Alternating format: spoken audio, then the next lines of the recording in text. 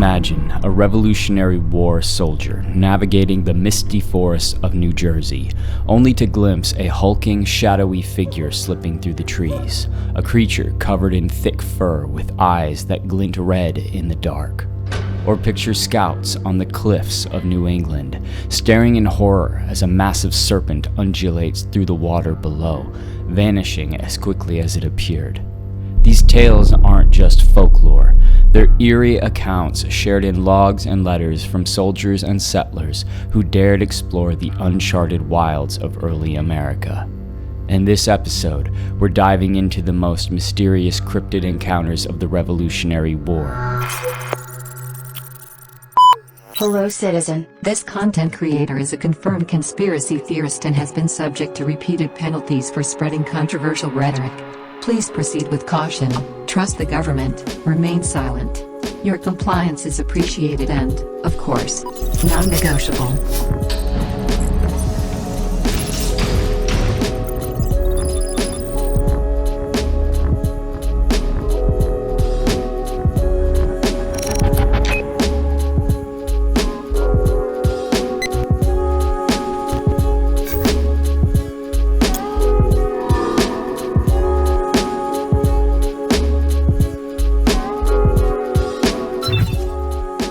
Hey guys, welcome to the 21 CD podcast. If you're looking for a sign that you may be in danger, this is it.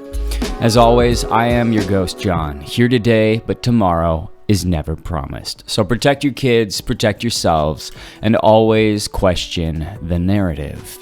If you like the show, Google us and follow us everywhere. Please also check out 21cdstudios.com for merch and other stuff. And folks, we need all the help we can get. So tell your friends about us. All right?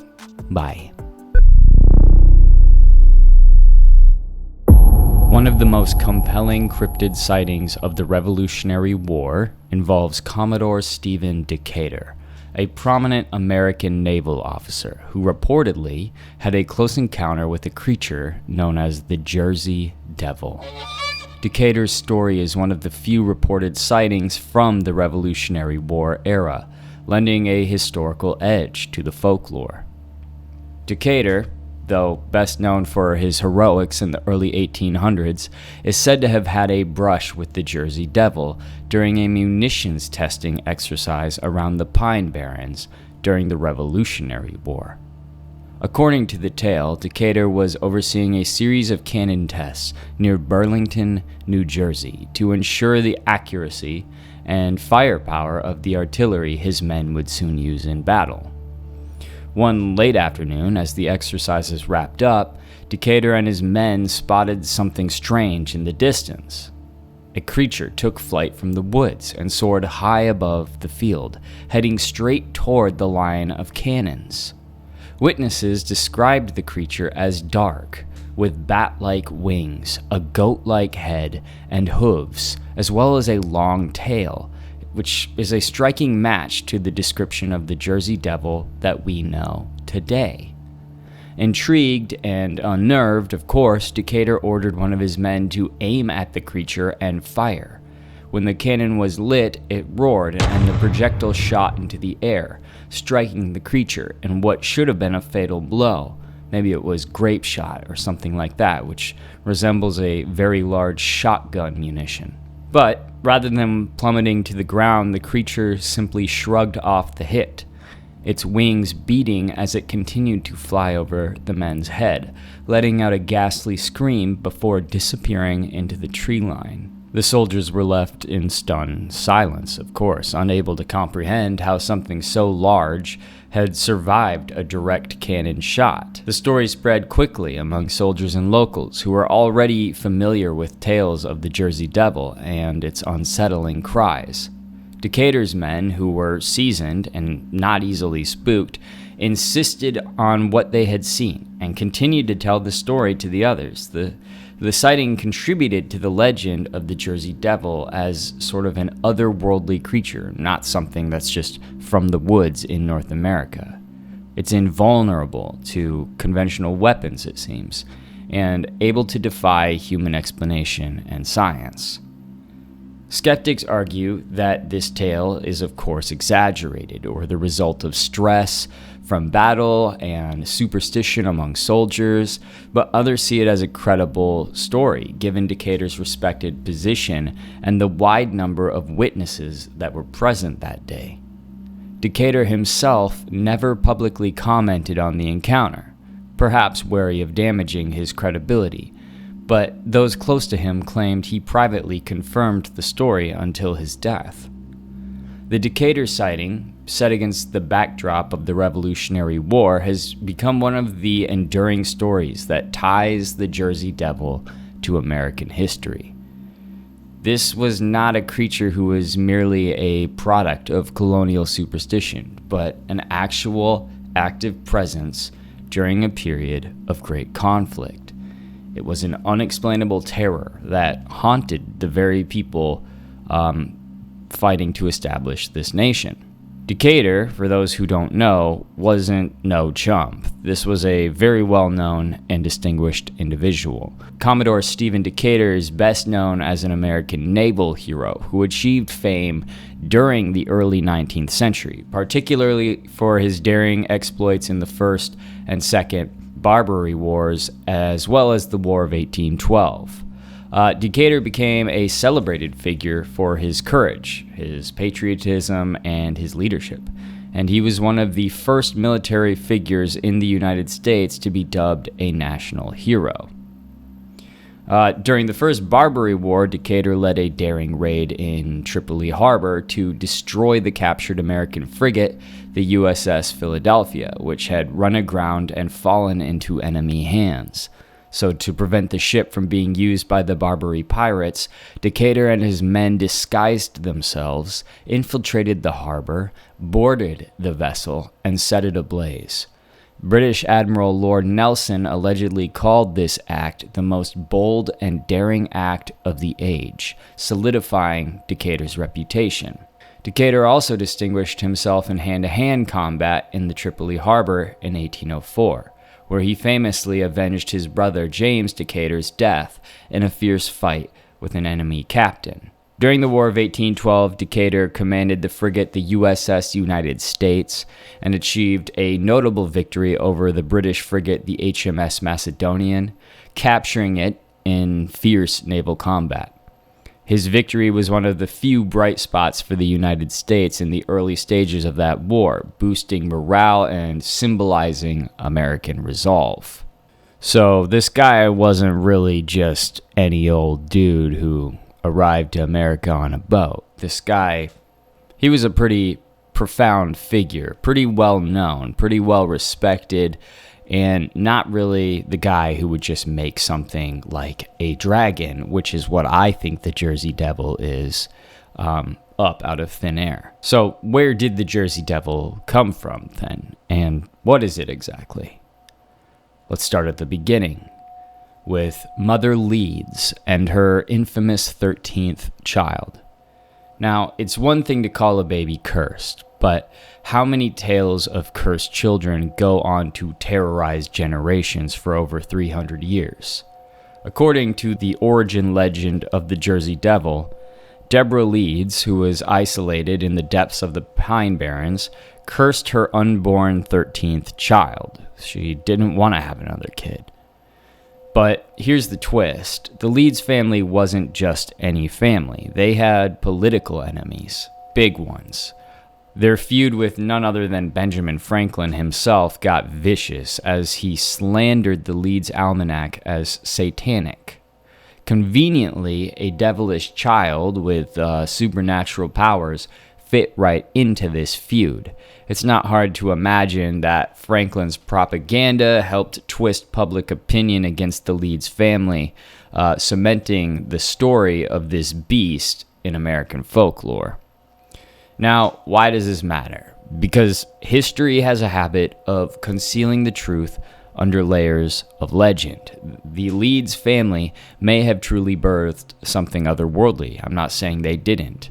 Some kind of creature that even Benjamin Franklin feared, and their story was twisted into a warning, which is stay out of the Pine Barrens or the devil will get you. But the Jersey Devil wasn't just scaring kids. It also has a history of messing with soldiers. The Revolutionary War wasn't just a human conflict. Something otherworldly was also happening, and it not only was happening across the whole globe, but it was also happening right here in America in the woods. Continental and British troops stationed near the Pine Barrens constantly reported hearing unnatural, bone-chilling screams echoing through the forests at night, so terrifying they froze men in their tracks at times.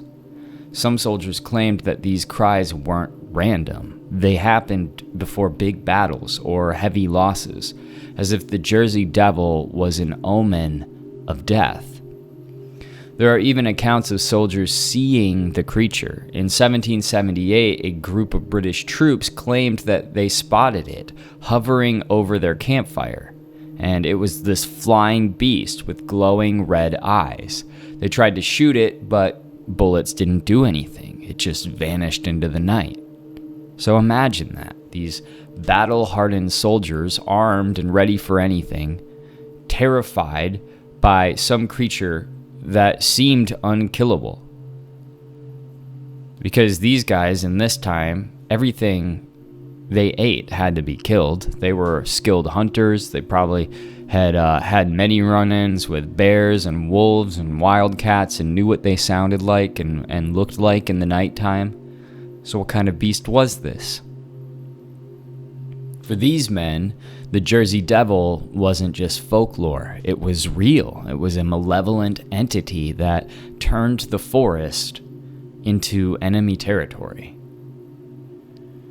While livestock kills are commonly attributed to the Jersey Devil, there are stories that go even darker. Locals from the Pine Barrens, especially those who lived in isolated farmhouses, spoke of children disappearing without a trace.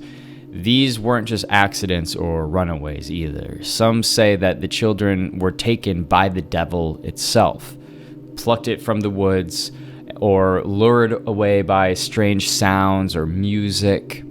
One local legend tells of a young girl who was about 12 who vanished after going to fetch some water from a stream. Her parents found absolutely nothing but claw marks near the riverbank and hoof-like footprints leading back into the woods. If you remember, one of the traits of the Jersey Devil is it is allegedly a hooved being. Other stories suggest that the Jersey Devil's attacks weren't limited to the past. In the early 1900s, during the so-called Week of Terror, dozens of sightings of the Jersey Devil rocked southern New Jersey, causing mass hysteria. People reported seeing the creature lurking in alleyways and perched on rooftops. The police were called in, and one officer allegedly shot the beast point blank. But again, the creature seemed unfazed, and he just disappeared into the night.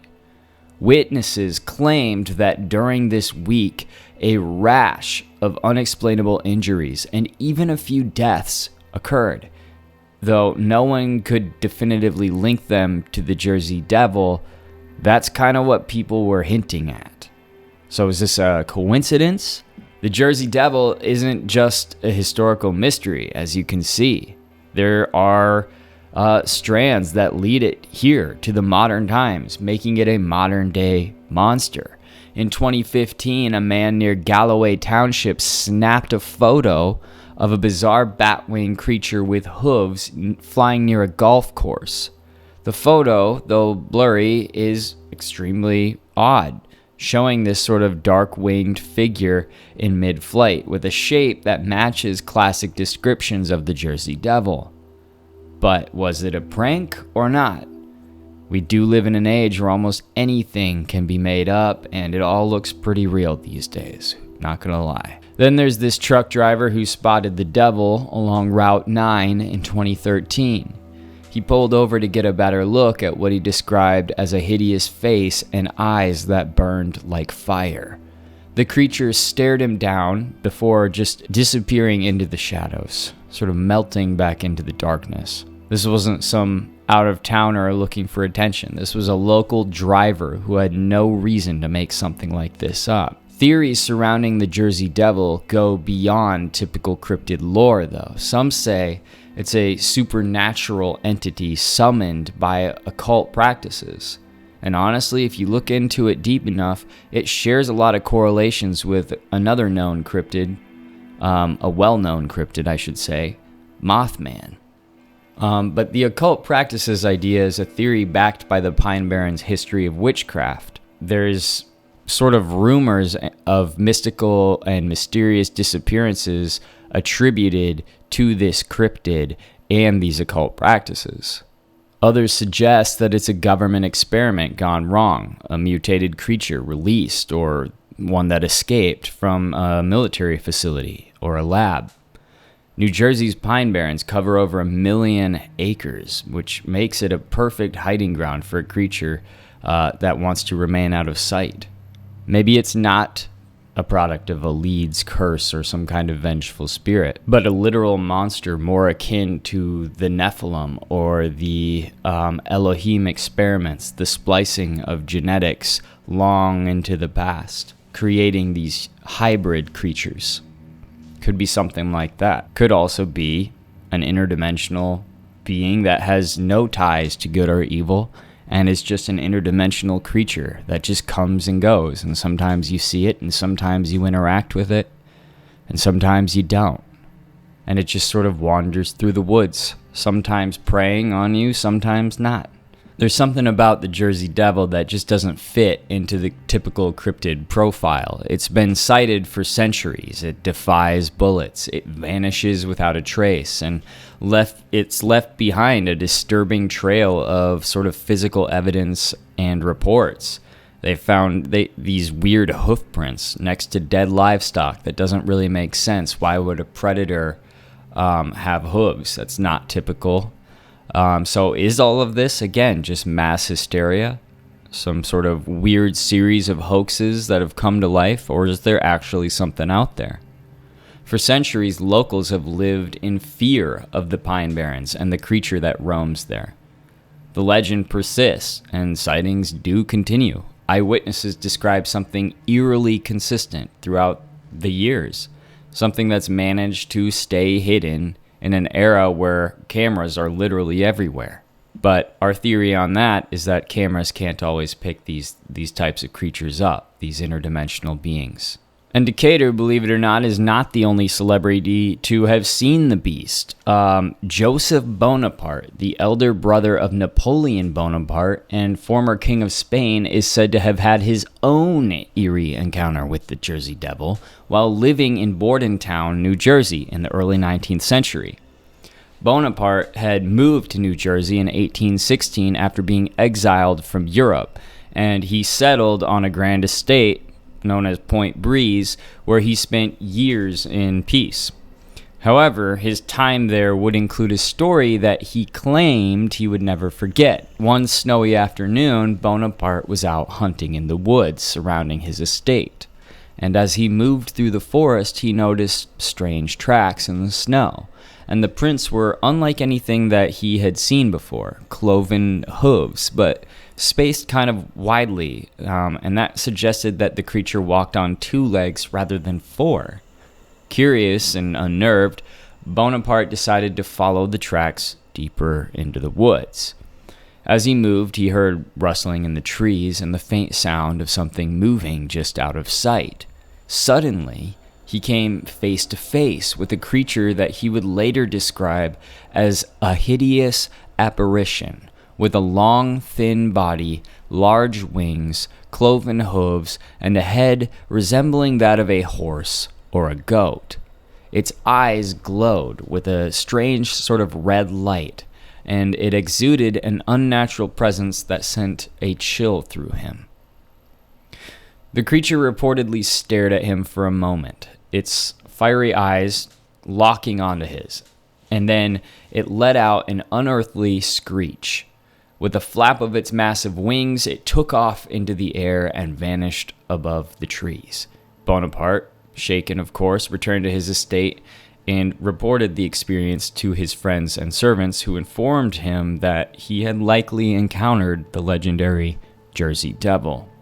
Bonaparte's sighting added a layer of credibility to the whole Jersey Devil legend, as he was another respected figure and not one to be easily swayed by superstition.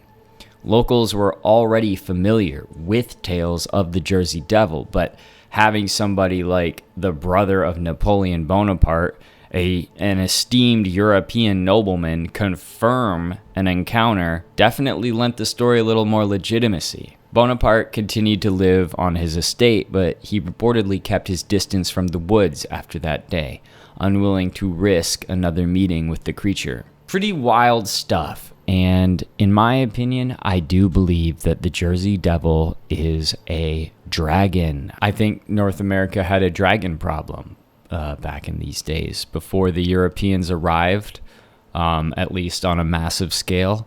I think that North America was literally filled with dragons, and that the Jersey Devil is just one of the ones that managed to remain a little bit longer than the others. There's another bizarre creature that appeared to be crawling around during the Revolutionary War time that is equally, if not more, strange. Imagine a massive panther-like beast covered in scales and fur as well, claws sharp as knives, very long, with a spiked tail and sometimes even horns or antlers coming out of its head. Descriptions vary, but the consistent image is a powerful amphibious monster that lurks beneath the surface of the Great Lakes. The Ojibwe and other Algonquin tribes have known about this creature known as Mishapishu for centuries. They didn't just fear it, they respected it and even worshipped it, believing it to be the guardian of underground realms and a ruler over water and storms. And this isn't just some campfire story, it's a being that they acknowledged as an entity that was not to be trifled with. Offerings were made to it, ceremonies were held, and even today there's a sense of don't mess with the water in those areas. I live in the Great Lakes region. This is very much a thing. These lakes are scary, guys. I'm serious. There's stuff that goes on in there. But things get really strange with Mishapishu. During the Revolutionary War era, the Great Lakes were more than just bodies of water. They were critical routes for traders, soldiers, and scouts moving through the wilderness, and they go to the ocean. You can get to the Great Lakes from the ocean. Sightings were not just confined to Native Americans who had a spiritual understanding of the creature, though. Colonial explorers, fur traders, and even soldiers reported strange disturbances, even stranger sounds, and glimpses of something massive and unexplainable moving through the water. One early encounter story comes from a man named La Fontaine, who was a French trapper. In 1779, he was out on Lake Superior when he claimed to see something that still defies explanation. He described a huge, scaled creature with blazing cat-like eyes rising from the depths. Here's the kicker, though. He wasn't alone in this claim. After his sighting, several other fur traders reported a very similar encounter around Lake Superior and Lake Michigan. LaFontaine barely made it back to shore, as he says, and after telling his story to the local Ojibwe, they informed him that he had been chosen, if you will, to see Mishapishu, and that only his ceremonial offerings had saved him from being pulled under.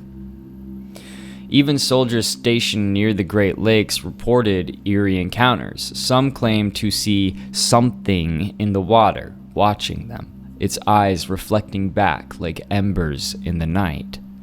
In 1780, a company of American soldiers heard what they described as unearthly growling and a series of loud splashes that seemed to have no source. They were encamped along Lake Huron and heard the sounds coming from deep within the lake. No animals were nearby, though, and therefore they didn't really have an explanation. They chalked it up to supernatural forces and spread word throughout their ranks to stay cautious. One compelling encounter with Mishipeshu comes from a report in 1892 by two Ojibwe men, Mijinawa and his nephew Amek, near the shores of Lake Superior. This account has been passed down in the Ojibwe community and later shared with regional historians, and it kind of stands out for the detail in its description and the cultural significance that it holds. Their experience is still spoken of in Ojibwe communities and remains one of the most mysterious stories involving this water panther, which is what Mishipeshu has come to be nicknamed. So, it goes a little like this. Mijinawa was a well-respected elder in the Ojibwe tribe, and he had spent much of his life hunting and fishing and navigating the Great Lakes. He was well-versed in its lore as well. These people are very engrossed in the legends and lore and oral histories of the areas in which they live.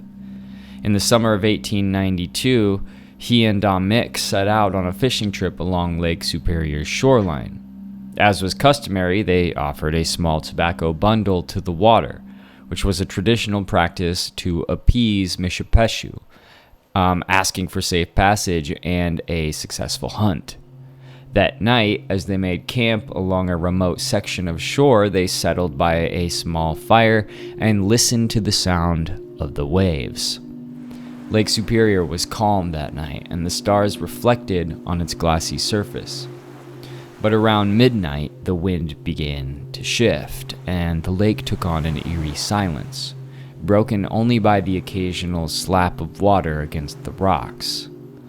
Amek recalls feeling a strange tension in the air, as if something unseen was observing them from the depths. Suddenly, a low growling noise echoed across the water, and it was not like any animal they knew. It was a deep, guttural, and vibrating sound, as though coming from the lake itself. They looked out, and they saw something slowly emerging from the center of the lake, roughly 50 yards from their campsite. It was a large, dark shape, and it was beginning to rise from the water, illuminated by the moonlight. It had a long, scaled body and what appeared to be sharp spines running along its back. Its head was distinctly feline, but with horns or some kind of antlers that caught the moonlight, and its eyes did indeed glow with some kind of unnatural light.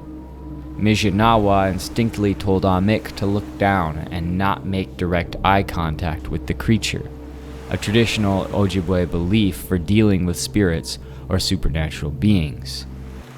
The men turned their gaze downward, but they could still see the outline of Mishipeshu in their peripheral vision. The creature let out another low growl, almost like a warning. They described feeling a powerful force pressing down on them, as if the creature's gaze alone carried an immense weight. As their heads were lowered, Mijinawa reached into his pack and took out the remaining tobacco. He then threw it into the lake, reciting a prayer to appease Mishipeshu, asking it to accept their offering and allow them safe passage. But then the creature made a strange hissing sound and slowly submerged back into the water, disappearing into the depths as suddenly as it had appeared. The water around them began to churn, allegedly, and a series of massive waves crashed against the shore, drenching their campsite and putting out the fire. Mijinawa and Amek were left shaken, and they stared into the dark waters where the creature had been, expecting it to return. Not wanting to wait and find out, they packed up their belongings and left immediately, making their way inland before the first light. Now, this encounter is, of course, oral history. It has been passed down from person to person in the Ojibwe tribe. And when that happens, absolutely a bit of legend sort of attaches itself to the bones of history, and the story grows. And so, yes, there may be a little bit here that seems too fanciful to be true, and maybe it is. But what I'm seeing is yet another example of a dragon in North America, the stories of which have continued for quite some time, starting way back when and reaching until now. It must have been quite an experience for the stories to last so long. This encounter left a deep impact on Mijinawa and Amik, who saw it as a warning. They interpreted the sighting as Mishipeshu asserting its guardianship over the lake, reminding them of its power and presence. Mijinawa shared the story within his community, emphasizing the importance of respect and reverence for the lake's spirit. He claimed that had they not made the offering or shown proper respect, Mishipeshu might have simply attacked or even dragged them beneath the water. And this encounter became part of local lore, and it's still shared in Ojibwe oral history as a powerful reminder of Mishipeshu's presence. To this day, many Ojibwe people leave offerings when fishing or traveling on Lake Superior, respecting the water panther as both a spiritual protector and a fierce guardian. While skeptics might see this story as just folklore, like we just said, those who've experienced the vastness and creepiness, general horror of the Great Lakes, particularly at night, might understand why the Ojibwe continue to honor Mishipeshu's power. Arguably scarier than the ocean. I don't know. And I didn't say that. I said that, but I didn't say that. I'm just saying, there's something wrong with them lakes. And, they've found structures in the lakes that seem to defy all logic. Megaliths that shouldn't be there. There is the Lake Michigan Triangle, where all sorts of anomalies occur, similar to the anomalies that occur in the Bermuda Triangle. There's just a lot of weird stuff. Some modern researchers believe Mishipeshu isn't just a creature, but a guardian of something that may be hidden beneath the Great Lakes, similar to how a dragon is a guardian of treasure or knowledge. There are Native American stories that hint at underground passages and sacred spaces under the lakes, places that have great power and spiritual significance. Some alternative thinkers believe these aren't just myths, but actual hidden realms, entrances to underground caverns, or even lost civilizations beneath the lakes. There's been a lot of civilizations that have come in contact with the lakes, and many of which we might not even know about, to be honest. For instance, there's a part of me that believes that even ancient Egyptians have made contact with the Great Lakes. Mishipeshu, in this view, then, isn't simply some monster. It's a protector, ensuring that no one ventures too deep or unlocks secrets that are meant to remain hidden, things that are meant to remain protected until a certain time. Protectors of prophecy. The creature is thought to have the power to manipulate the very weather as well, stirring up violent storms to dissuade anyone who dares to encroach too closely on its domain. The idea here is that the lakes themselves might actually hold hidden relics, some kind of ancient technology or powerful artifacts, some kind of remnants of a time long before recorded history. Mishipeshu then is truly a guardian, positioned to keep these secrets safe from whoever may come looking for them. And this might sound outlandish, right? But that's one of the great things of the 21 CD podcast, is we can say outlandish things. We can ask outlandish questions. And I'll wager, if you ask any sailor who's faced some kind of sudden, unexplained squall in the Great Lakes, you might just find a believer among them as well. But it's not just ancient legends that add to the mystique, right? The Great Lakes are notorious for their underwater graveyards as well, with hundreds of ships having vanished under mysterious circumstances. Lake Superior alone has claimed more ships than the Bermuda Triangle. What's even stranger? Divers and explorers report magnetic anomalies in some of these lakes, especially in certain hotspots rumored to be Mishipeshu's territory. Compasses go absolutely bananas, electronic equipment fails, and some divers have reported strange sensations, as if something unseen is watching them from the depths. These underwater anomalies lend weight to the idea that there's more than meets the eye beneath the Great Lakes. It was only just recently they discovered the Great Lakes Stonehenge, which we're still trying to study. Could Mishipeshu be connected to these energy disturbances, these strange megaliths, the things at the bottom of these lakes? Some researchers believe that, yeah, it's possible. This could also explain why Mishipeshu sightings have been concentrated around specific areas within the lakes, areas where these anomalies are more intense than other places. While it's easy to dismiss Mishipeshu as a creature of mere legend, sightings of large unexplained creatures in the Great Lakes are pretty common. A lot of people report seeing this kind of stuff. Fishermen, divers, even casual visitors of the lakes report seeing something massive moving beneath the surface. And there's a lot of different names for the creatures that people see in the lakes, but they could all be the same thing or part of the same family. Skeptics say it could be a large sturgeon or schools of fish, but true believers know that these sightings go beyond such simple explanations. To this day, locals in some areas around the Great Lakes hold a quiet reverence for Mishipeshu. Ceremonial offerings are still left on the shores by those who wish to avoid angering the water panther. And anyone who ventures into the lakes, especially at dusk or dawn, will tell you there's something in those waters. Something powerful and ancient, and the feeling you get just defies explanation. It's the darkest, blackest thing you will ever experience. Whether Mishipeshu is a guardian of hidden realms or some kind of powerful supernatural force, or maybe just a very well-established legend, for those who do believe, Mishipeshu is a reminder that some forces in nature are not meant to be understood or disturbed. So we have dragons. I did a lot of research for this topic, and I was noticing that so many of the cryptids being described sounded like dragons. Did America have a dragon problem, guys?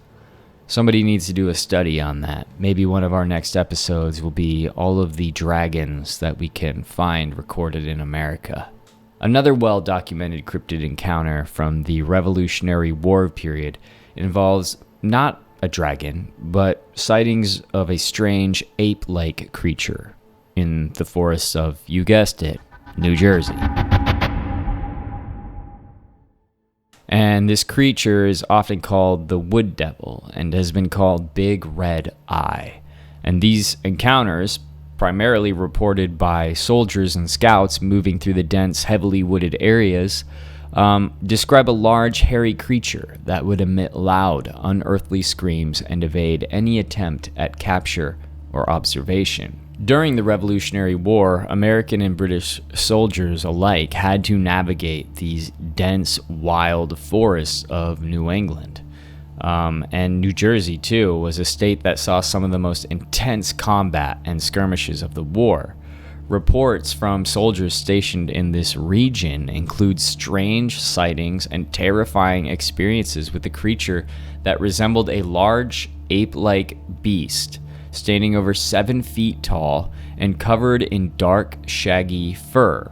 Soldiers frequently described hearing piercing screams echoing through the woods at night, sounds unlike anything that they had heard before, which many described as a devilish wail, a creature similar to modern depictions of Bigfoot, but there are a few unique, terrifying characteristics specific to this beast in these northeastern forests. The wood devil is typically described as, again, 7 to 8 feet tall with a lean, muscular build. Unlike the bulkier descriptions of Bigfoot, the wood devil has kind of a more sinewy and agile appearance, almost as if it was literally built to navigate quickly through the forests. The creature is covered in dark and shaggy fur, often described as grayish-brown or black. Its fur appears matted and thick, blending well with the shadows of the trees and the underbrush. This camouflage makes it extremely difficult to spot, especially in low light, which is why it's often only seen fleetingly. Witnesses report the creature's face as having vaguely human-like features, though with a flattened nose, deep-set eyes, and a pronounced brow ridge. The eyes are one of its most unsettling features. They are often described as glowing red or deep amber, especially in dim light or dusk. The eyes give the wood devil a knowing or intelligent kind of look, as though it's aware of being observed, and that just sort of makes it even creepier in my opinion. The wood devil has disproportionately long arms that nearly reach its knees, similar to, again, a large ape. Witnesses describe its hands as having clawed fingers or nails that are sharp enough to leave deep marks on trees. The hands are often said to resemble a cross between human hands and claws, which would aid in climbing and moving quickly through dense forest. The creature is also reported to move both on 2 legs as well as 4 legs. When it walks on 2 legs, it has sort of a loping, silent gait, and it's able to blend into the shadows almost seamlessly. When moving at a high speed, witnesses say it drops to all 4s and moves with a very fluid grace, which makes it appear more like an animal hunting than a creature evading sight. The wood devil is known for emitting a very distinct, terrifying scream or howl. We get a lot of reports of this kind of stuff from Bigfoot as well. It's a sound described as a mix of a human scream and a wild animal's roar. Witnesses describe the sound as both deafening and unsettling, with an intensity that appears to be felt physically. The creature often seems to use this scream to scare intruders, especially those who venture too far into what it deems its territory. Some reports mention it stalking people, moving quietly and following them without being fully seen. The wood devil's appearance, combined with its unsettling intelligence as it appears, creates a chilling aura. This seems more like a being with some intelligence to it than just how we typically describe Bigfoot, which I think we do Bigfoot a discredit, but the fact remains that the wood devil does appear to have a little more to it. It's thin and yet powerful frame. That's a very unique feature to it. It almost reminds me of a wraith. The fact that it can vanish very quickly does make you wonder if it's interdimensional. People who have encountered it often describe a feeling of dread, which is something that is also felt when people are reportedly around cryptids like Dogman. They also report discomfort even before seeing the creature itself. It's almost as though the wood devil does have this sort of powerful predatory energy that can be felt before it's seen. One of the most detailed documented encounters with the so-called wood devil allegedly occurred in the autumn of 1778 when a Continental Army scout named Private Halsey was sent on a reconnaissance mission near the Delaware Water Gap in New Jersey. This area was known for its dense forests and rough terrain, and this provided ideal cover for both American and British forces. Halsey's mission was straightforward: survey the area for British activity and report back. But what he encountered would be anything but ordinary. Halsey's report, later recorded in his personal journal, describes his experience in chilling detail. As he moved quietly through the woods, he noticed an unsettling silence around him. Birds stopped chirping, and the usual rustle of small animals and stuff like that vanished. He wasn't hearing the sounds of the forest anymore. He attributed this to his own presence until he actually heard a faint but sort of low howl echoing from deeper within the woods. Thinking it might be a signal from a hidden British scout, he froze, hiding among the trees and waiting for movement. But what he saw next shocked him. It was this tall, dark figure emerging between the trees about 50 yards ahead. According to his description, the creature stood on 2 legs, towered at a nearly 7 feet tall, covered in thick, shaggy fur. Halsey could see that it was muscular and had very long arms that nearly reached its knees. Its face, though obscured, had a vaguely human-like structure, but its eyes were glowing, apparently, faintly red in the light. The creature seemed to be very alert and moving purposefully, sniffing the air as if tracking something. Halsey, feeling both terrified and mesmerized, kept as still as possible, hoping to go unnoticed. But then the creature stopped and turned its head directly toward him. Locking eyes with him across the clearing, Halsey felt a sense of dread, and in his journal, he described the moment as an evil intelligence observing me, with a look that felt all too knowing and all too aware. Before he could react, the creature let out this horrifying scream that it is known for, and this sound he described as half human and half beast, and seemed to be filled with rage and sorrow. The scream echoed through the trees, its intensity almost paralyzing him. Halsey wrote that the sound was unlike anything that he had heard in his life, and that it filled him with a primal terror that he could not shake. Realizing he needed to get away, Halsey tried to back away quietly, but the creature suddenly dropped onto all fours and began moving toward him at shocking speed.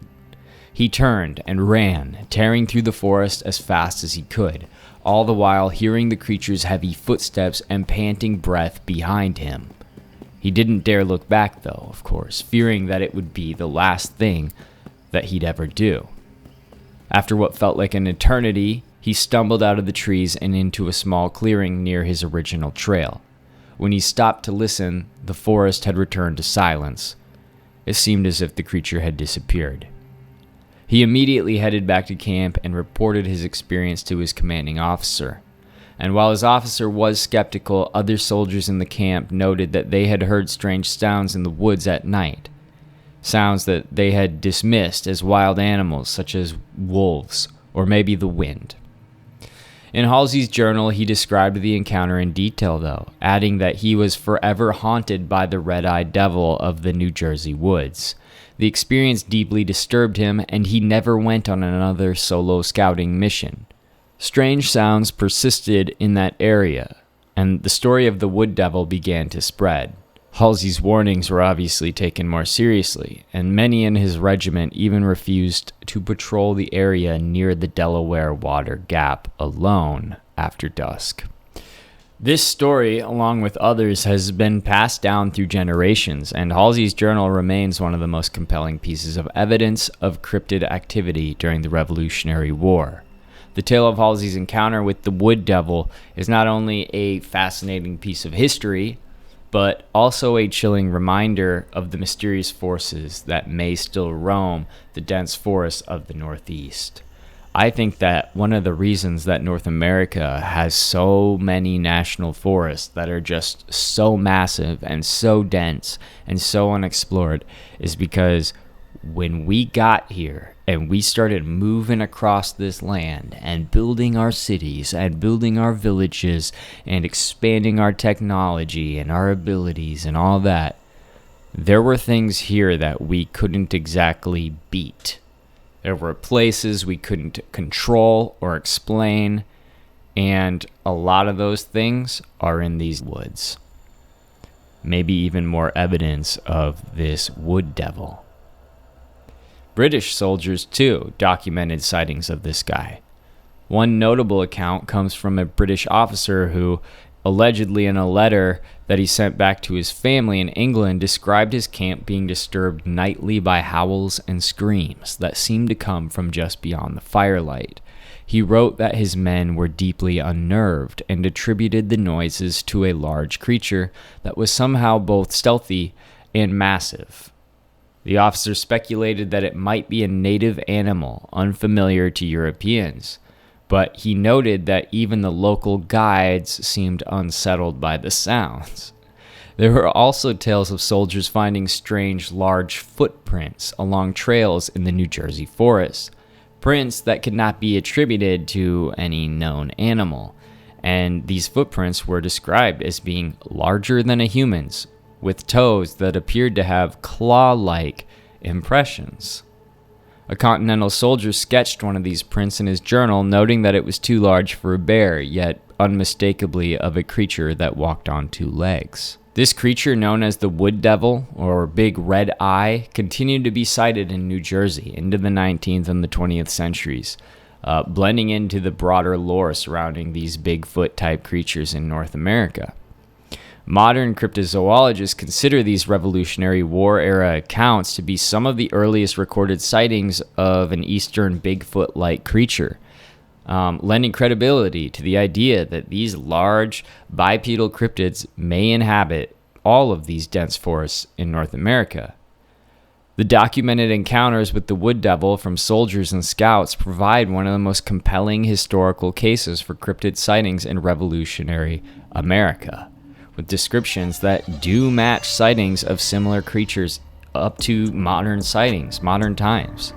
And these reports contribute to the rich tapestry, if you will, of unexplained phenomena and unexplained things experienced by soldiers and settlers during our nation's early years. Yet again, I am impressed with the cryptids that are seen during war times. I feel like such a strange and different type of cryptid comes out when two groups of people are at literal war with each other. You get something really strange in those times. But anyway, please don't forget to share the show with your friends. Thanks for tuning in to 21st Century Dystopian. Don't drink the water and question everything.